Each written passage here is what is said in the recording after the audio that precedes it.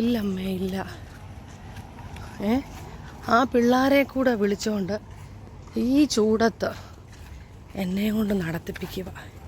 എനിക്കന്നേ ഒന്നാമതേ നടക്കാൻ വയ്യ. പക്ഷെ ഞാൻ ഇന്നിപ്പോൾ ഒന്ന് പുറത്തിറങ്ങിയപ്പം മനസ്സിലാക്കിയ കാര്യം, കമ്പാരിറ്റീവ്ലി പ്രീവിയസ് ഡേയ്സ് ഇന്നാണെങ്കിൽ കുറച്ച് ചൂട് കുറവുണ്ട് കേട്ടോ. എനിക്ക് തോന്നുന്നു എവിടെയൊക്കെയെങ്കിലുമൊക്കെ മഴ പെയ്യുന്നുണ്ടായിരിക്കും. കഴിഞ്ഞ വർഷം ഇതേ സമയത്ത് മസ്കറ്റിൽ ഒരു 2-3-4 മഴ പെയ്തായിരുന്നു.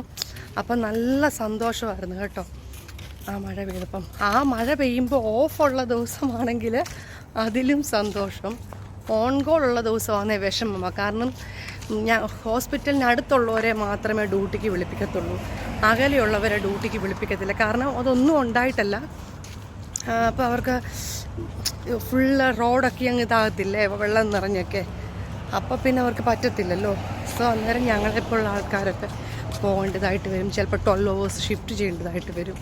അപ്പം ഞാനതങ്ങനെ ഓർത്തപ്പോൾ അങ്ങ് പറഞ്ഞതേ ഉള്ളൂ കേട്ടോ.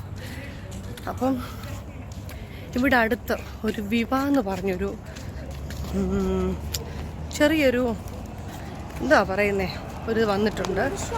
മാളെന്ന് പറയാൻ പറ്റത്തില്ല, വലിയൊരു സൂപ്പർ മാർക്കറ്റെന്നും പറയാൻ പറ്റത്തില്ല, കുഴപ്പമില്ലെങ്കിലും. പക്ഷേ അതിവിടെ റൂവിയാണെന്നോ അൽക്വയറിലാണെന്നോ ആ സ്ഥലത്താണ് ഉണ്ടായിരുന്നത്. പക്ഷേ അവിടെ പലതരത്തിലുള്ള മുട്ടായികളൊക്കെ കിട്ടും കേട്ടോ.